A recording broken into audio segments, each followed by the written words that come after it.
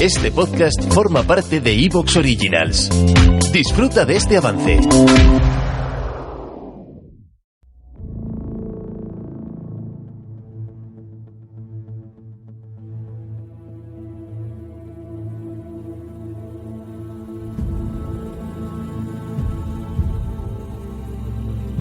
Una temporada más vuelve el Archivo Pretoriano y lo hacemos con una lectura diferente. Vamos a aparcar durante un momento a Valerio Máximo, a esos hechos y dichos memorables que los tenemos ahí, porque quiero empezar la temporada de lecturas con Cicerón. Lo que vas a escuchar hoy es la primera Filípica, el primero de los discursos que Cicerón pronunció contra Marco Antonio. Este en concreto es del 2 de septiembre del año 44 a.C., como respuesta a la intervención de Marco Antonio en la sesión del Senado del día anterior, del 1 de septiembre.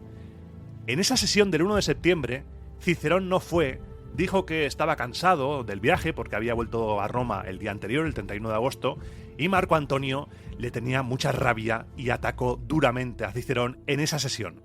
Pero además, no solo porque estaba cansado, esa fue la excusa. Cicerón no fue a la sesión del 1 de septiembre porque en esa sesión se pretendía conceder, y así se hizo, honores a Julio César que suponían rendirle un culto casi divino. Fueron aprobados, y Cicerón, que era más largo que un domingo sin dinero, no fue porque, de haber ido, tendría que haber mostrado públicamente su oposición, y eso le pondría en contra del pueblo y en contra de los veteranos de César, algo que no le interesaba en absoluto. En esa sesión Antonio, cabreado, amenazó con fuertes represalias a Cicerón en su discurso, y este compareció al día siguiente ante el Senado en una sesión que presidió el cónsul Dolabella y a la que Marco Antonio no fue. Estamos en un contexto calentito de la República. Julio César hace unos meses que ha sido asesinado. Estamos en el interín entre ese asentamiento de poder de Marco Antonio, los cesaricidas están escapados. Estamos en un momento clave de la República. Vamos a viajar en el tiempo porque en la trama de la República de Roma Eterna estamos 200 y pico años antes, así que vamos a viajar a la época del final de la República. Lo que vas a escuchar hoy es la primera Filípica, que se divide en dos partes. Una primera, en la cual Cicerón se justifica no haber venido, y en la segunda, en la que ya directamente da su opinión. Es un discurso largo, es un discurso que he tenido que regrabar porque esto tendría que haberse emitido el día que saqué el programa de Roma. Pero estaba yo resfriado, tenía una voz de moco intenso y no pude hacerlo. Así que, sin más dilación, te dejo con la grabación, me voy a poner la toga, voy a interpretar a Cicerón lo mejor que sepa, una turra que te pega Cicerón aquí, una turra tremenda. Espero que disfrutes, como yo voy a disfrutar grabándolo. Te doy la bienvenida a Roma a Eterna.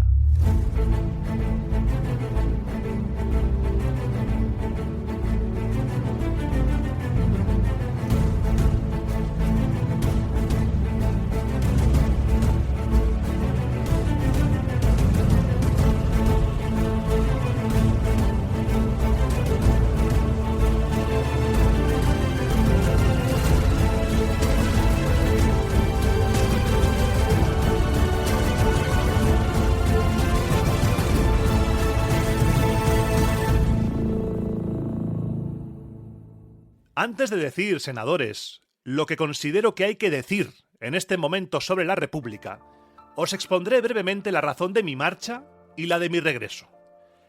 Como creía que por fin la República había sido sometida a vuestra decisión y autoridad, yo estaba en la idea de que debía permanecer de guardia, por así decirlo, como consular y senador.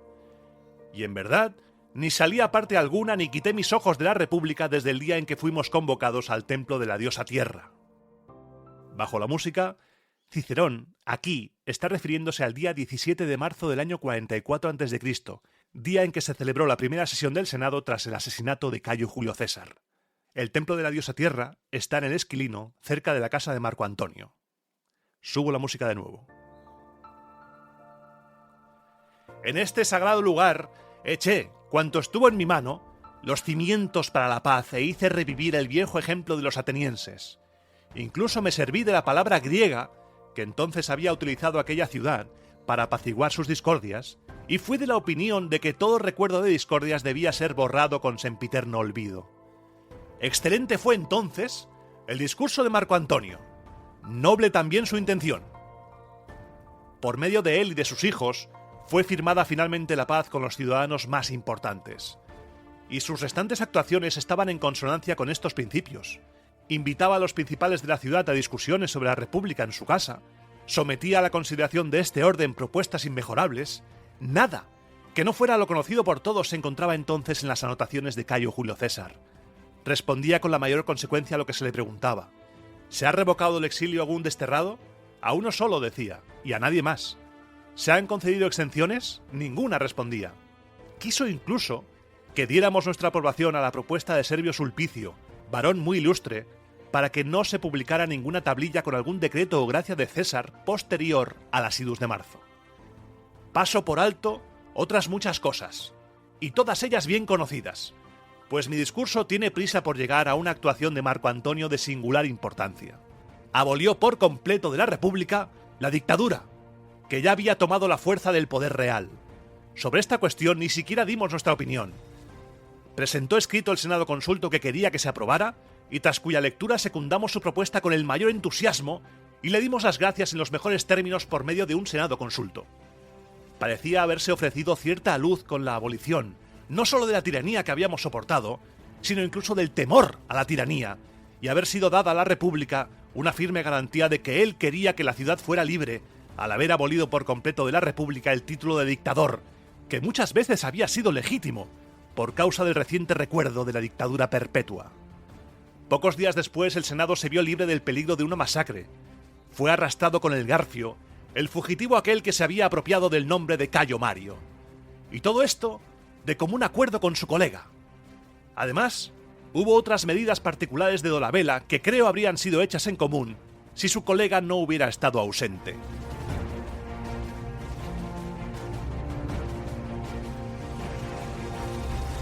En efecto, como un mal sin límites se infiltraba en la ciudad y se propagaba de día en día cada vez más, y como los mismos que habían hecho aquellas exequias no fúnebres levantaron un monumento funerario en el foro, y a diario hombres indeseables junto con esclavos de su misma calaña amenazaban más y más los edificios y templos de la ciudad, fue tal el castigo de Dolabella, no solo contra los esclavos atrevidos y criminales, sino también contra los hombres libres sin escrúpulos y sacrílegos, y tal su resolución en derribar la execrable columna, que me parece asombroso que el periodo siguiente haya sido tan completamente distinto de aquel único día.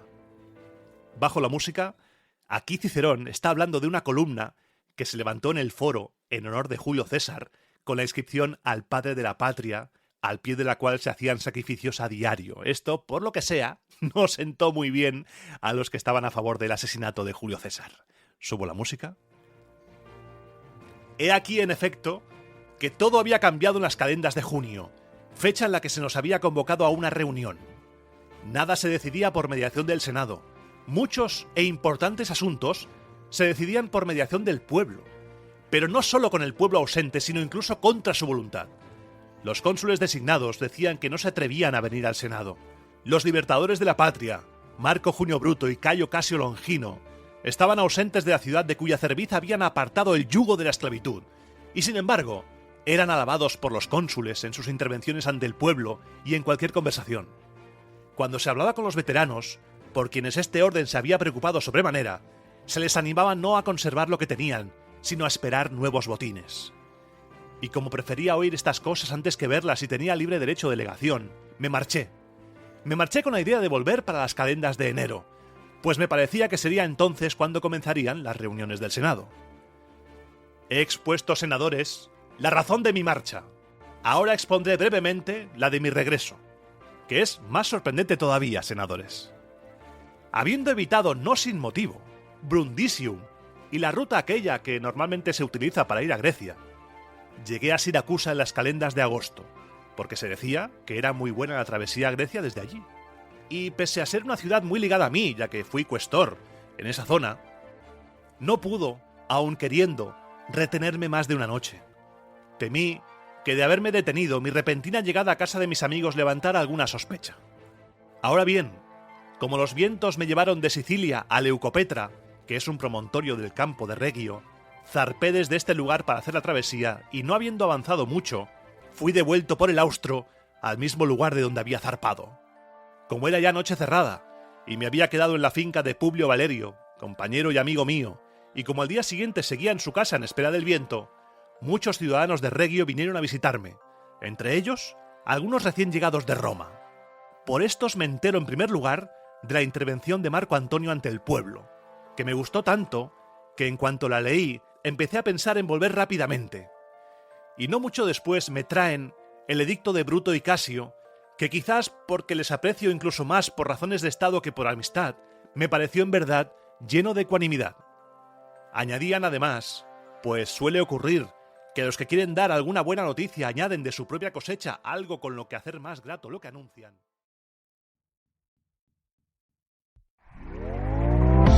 ¿Te está gustando lo que escuchas? Este podcast forma parte de Evox Originals y puedes escucharlo completo y gratis desde la aplicación de Evox. Instálala desde tu store y suscríbete a él para no perderte ningún episodio.